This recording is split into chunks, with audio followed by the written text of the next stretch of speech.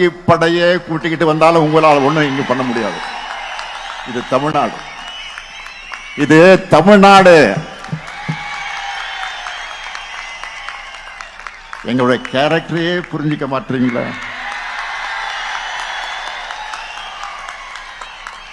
அன்போட வந்தா அரவணைப்போம், ஆணவத்தோட வந்தா அடி. ரீசெண்டா ஒரு இடத்துல நம்ம சிஎம் சார் அவர்கள் பேசும்போது சொன்னாங்க, என் கேரக்டரையே புரிஞ்சுக்க மாட்டேங்கிறேன்.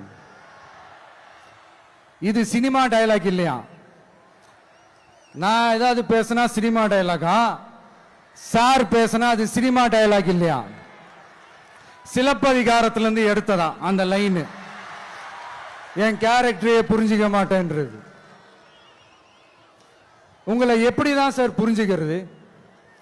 எந்தெந்த விஷயத்துலலாம் சார் உங்க கேரக்டர் நாங்க புரிஞ்சுக்கிறது? அதையும் நீங்களே சொல்லிட்டீங்கன்னா கொஞ்சம் நல்லா இருக்கும் சார்.